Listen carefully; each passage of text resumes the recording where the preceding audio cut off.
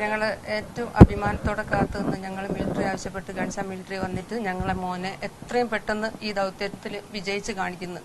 പക്ഷേ മിലിറ്ററി വന്നിട്ട് ഇത്രയും മണിക്കൂറുകളായിട്ട് യാതൊരു സംഭവങ്ങളും ഓല ഭാഗത്തുനിന്നുണ്ടായില്ല.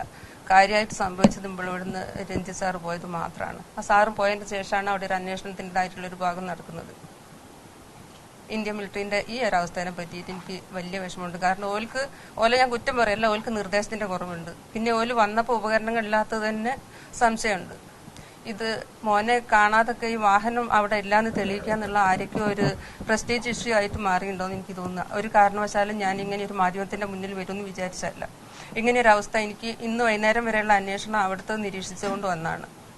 അവിടുത്തെ ഉദ്യോഗസ്ഥന്മാർ ഞാനായിട്ട് ഇമ്പളെ കലക്ടറെ ബന്ധപ്പെടുത്തിയും കൊണ്ട് എൻ്റെ നമ്പർ കൺഫേം ചെയ്ത് അവിടുത്തെ ഉദ്യോഗസ്ഥർക്ക് നമ്പർ കൊടുത്ത് ആ നമ്പർ അനുസരിച്ച് അവിടെ നടക്കുന്ന പ്രവർത്തനങ്ങൾ അന്നേരം എനിക്ക് ചെയ്തു തരുമെന്ന് അവർ പറഞ്ഞ് ഒരു മെനിയാന്ന് വൈകുന്നേരം ഇമ്പളെ MP സാറിൻ്റെയൊക്കെ നിർദ്ദേശപ്രകാരം നടന്ന ഇങ്ങനെ പത്രക്കാരാണ് ഇതൊന്ന് പൊന്തിച്ച് വരിച്ചത്.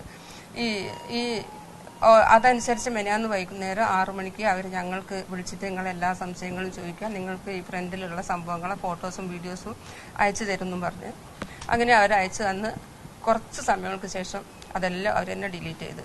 പിന്നെ യാതൊരു ബന്ധങ്ങളുമില്ല. അന്ന് രാത്രി വൈകുന്നേരം വരെ ഇത് മണ്ണെടുക്കൽ തുടരുമെന്ന് പറഞ്ഞ് അത് അന്ന് പതിവിൽ നേരത്തെ നിർത്തി. പിന്നെ എനിക്ക് സംശയം എന്താ വെച്ചാൽ ഇങ്ങനെയൊക്കെയുള്ള സ്ഥലമാണ്, ഈ ആളുകളൊക്കെ അവിടെ വർക്ക് ചെയ്യുന്നുണ്ട്. ഞങ്ങളിവിടുന്ന് 3 ആൾ പോയിട്ടും 2 മുതലാളിമാരും അവിടെ ഉണ്ട്, ഒരു ഡ്രൈവറും. ഇവരൊന്നും അടുത്തേക്ക് കടത്തിവിടൂല. കടത്തിവിടുമ്പം പോലീസിന്റെ മർദ്ദനേറ്റും കൊണ്ട് കള്ളന്മാരെ പോലെ എന്തോ തെറ്റ് ചെയ്ത ആളുകളെ പോലെയാണ് അങ്ങോട്ട് പോകുന്നത്. ഇവിടുന്ന് പോയ ആളുകളൊക്കെ ഒരു മാനസികാവസ്ഥ ഇപ്പൊ എല്ലാവർക്കും ആലോചിച്ച് അറിയാലോ, ഇത്രയും ദിവസമായിട്ട് അവിടെ നിൽക്കുന്നൊരവസ്ഥ. പിന്നെ എനിക്ക് പറയാനുള്ളത്, പട്ടാളത്തിന് ഇപ്പം ഞങ്ങൾക്ക് വേണ്ടിയിട്ട് ഇത്രയും ചെലവൊക്കെ ചെയ്തിട്ട് അവിടെ വരുത്തിയത് ആരെയോ കാണിക്കാൻ ഒരു ഡെമ്മി കളിച്ചാണ്. ഈ ഏത് വ്യവസ്ഥയാണോ അതിനെ ഇങ്ങോട്ട് ആളെ കാണിക്കാൻ വേണ്ടി ഒരു കോമാളി കെട്ടി ഇമ്പളെ ഇന്ത്യൻ മിലിറ്ററിനെ പറഞ്ഞയച്ചത്, ആ വ്യവസ്ഥയോട് ഞാൻ ഈ ചോദ്യം ചോദിക്കുന്ന പോലെ തന്നെ കരുതട്ടെ. എന്താ വെച്ചാൽ ഒരു എക്യുപ്മെന്റും ഇല്ലാതെ ഒരു വന്നിട്ട് ഇന്നും ഇതിന് കാത്തുക്കുക. ഒരു മനുഷ്യനെ രക്ഷിക്കാൻ വേണ്ടിയിട്ട് ഒരു കുഴിയിലോ മണ്ണിന്റെ അടിയിലോ പെട്ട ഒരു മനുഷ്യനെ രക്ഷിക്കാൻ പോലെ കയ്യിൽ തെളിവില്ല.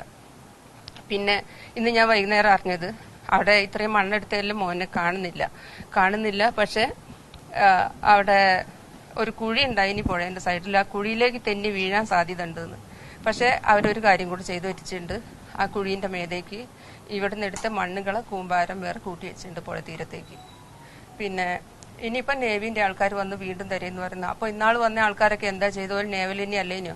കഴിഞ്ഞ ആഴ്ച കൊണ്ടുവന്ന ഡിറ്റക്ടർ കൊണ്ട് ഒരു ഉപകാരമില്ല, ഒരു ചെറിയ ചെറിയ കാര്യങ്ങൾക്ക് ഉപയോഗിക്കുന്നതാണ് പോലെ. അപ്പോൾ ഒരു മനുഷ്യന് ഇത്രയേ ഉള്ളൂ വില. ഈ ഒരു മനുഷ്യനെ തെരഞ്ഞിട്ട് അവിടുന്ന് കുറെ വേറെ ബോഡികളൊക്കെ കിട്ടി. അതൊക്കെ പുറം ലോകം അറിയുന്നുണ്ടോ? ഇത് ഇവിടെ മലയാളത്തിൽ മാത്രം പോരാ, ഇത് ഈ ഓൾ ഇന്ത്യ ശ്രദ്ധയിലേക്ക് വരണം. ഇങ്ങനത്തെ കാര്യങ്ങളും ചെയ്തിട്ട് ആളുകൾ മിസ്സിംഗ് ആണ് അതാന്ന് പറഞ്ഞിട്ട് വേദനിക്കുന്നതൊക്കെ എത്രയോ ആളുകളുണ്ടാവും. അവിടെ എൻ്റെ ചെറിയ മോൻ പറയാണ്, അമ്മേ ഇവള് മലയാളികളായതുകൊണ്ട് ഇമ്പക്ക് എല്ലാവരെ സപ്പോർട്ടും എല്ലാവരും അറ്റൻഷനും കിട്ടി. ഈ ഒരു അറ്റൻഷൻ ഇല്ലാത്ത ഒരു 3 പാവം സ്ത്രീകൾ വേറെ 2 തമിഴ് മനുഷ്യന്മാരും വന്നിട്ട് ആൾക്കാരൊക്കെ അവിടെ മിസ്സിംഗ് ആണെന്ന് പറഞ്ഞിട്ട് ആരെയൊക്കെ ആട്ടി ഓടിക്കുകയാണ് അമ്മയെ ചെയ്യുന്നത്. പിന്നെ പുഴേന്റെ അപ്പുറത്തും എന്തൊക്കെയോ സംഭവിച്ചിട്ടുണ്ട്. അതും ഒരു നീതിയൊന്നും ആർക്കും കിട്ടുന്നില്ല. ഞങ്ങളെ കൂടെ ഇവർ നടന്നിട്ട് ഇവരോട് ഇങ്ങനെ താഴ്ന്ന് പറയുന്നുണ്ട്. ഇവർ ഓരോ ഭാഷ തന്നെയാണ് സംസാരിക്കുന്നത്, പക്ഷെ ആരും മൈൻഡ് ചെയ്യുന്നില്ല. അവർ പറയുന്ന അവിടെ ആ ഹോട്ടല് എല്ലാവരും ഇറങ്ങി ഭക്ഷണം കഴിക്കുന്ന ഹോട്ടലിലെ ജോലിക്കാരനാണ് ഇവർക്ക് മിസ്സായ ആള്. അയാൾ ആ ഹോട്ടലിൽ മിസ്സായി പോയിട്ടുണ്ട് എന്ന് പറഞ്ഞിട്ട് ആ ഹോട്ടലിന്റെ ബാക്കി ഭാഗത്തേക്ക് ഇവര് ഓരോ മുന്നിൽ കൂടെ കൊണ്ടുപോയി മണ്ണ് കോരിയിടുക ചെയ്തതെന്നാ പറയുന്നത്. അപ്പൊ ഇത്ര സെറ്റപ്പ് ഇല്ലാതെ എനിക്ക് പറയുമ്പോ എന്താ അറിയോ, അഫ്ഗാനിലൊക്കെ ജയിക്കും പോലെ തോന്നുക. ഇന്ത്യയിലാണ് ഇങ്ങനെയൊരു സംസ്ഥാനം തോന്നുക. എന്തിനാ ഇങ്ങനെ ഇതെല്ലാം കൂടെ കൂട്ടിപ്പിടിച്ച് ഇന്ത്യ അങ്ങനെ വലിയ മഹാരാജ് എന്ന് പറഞ്ഞ് നിൽക്കുന്നത്? എനിക്ക് സഹിക്കാൻ പറ്റൂല. പിന്നെ അതിൻ്റെ ഉള്ളിലുള്ള എൻ്റെ മോനാണ്. ഞങ്ങളെ കമ്മ്യൂണിക്കേഷൻ എങ്ങനെയാ നിങ്ങൾക്ക് ആർക്കും മനസ്സിലാവില്ല. അമ്മയും ഭാര്യയും മോനും ഫ്രണ്ട്സാണ്. ഇങ്ങനത്തെ ഒരു കുടുംബങ്ങൾ വേറെ എവിടെയും കണ്ടിട്ടുണ്ടാവില്ല. മനസ്സുകൊണ്ട് സംസാരിക്കുന്നവരാ ഞങ്ങള്. ഒരാളെ മനസ്സിലെ ചിന്തകൾ ഞങ്ങൾ 3 ആളിലും ഒരുപോലെ പോകും. 3 മണിക്ക് തലേന്ന് രാത്രി എന്തെങ്കിലും കാരണത്താൽ അവൻ വിളിക്കാൻ പറ്റിയില്ലേ, രാവിലെ 3 മണിക്ക് ഞാൻ എണീക്കുന്ന സമയത്ത് മോന്റെ മെസ്സേജ് എന്റെ ഫോണിലുണ്ടാവും. എന്റെ ഫോണെടുത്ത് നോക്കി അങ്ങ് കാണാം. ഈ വൈകാരികമായ സമ്മർദ്ദം എൻ്റെ മോനെ അവിടുന്ന് ഓരോ ആക്സിഡന്റിൽ എന്തെങ്കിലും സംഭവിച്ചു പറഞ്ഞാൽ ഞാനത് ഉൾക്കൊള്ളും. ഈ ആരോഗ്യവും ബുദ്ധിയും പിന്നെ ഞങ്ങളെ എങ്ങനെ വിഷമിക്കുമോയെന്ന് ചിന്തിക്കുന്ന നല്ല ഓർമ്മയുള്ള സമയം മുഴുവനും ചിന്തിച്ചിട്ടുണ്ടാവും വീട്ടുകാരെത്രത്തോളം വിഷമിക്കുന്നതെന്ന്.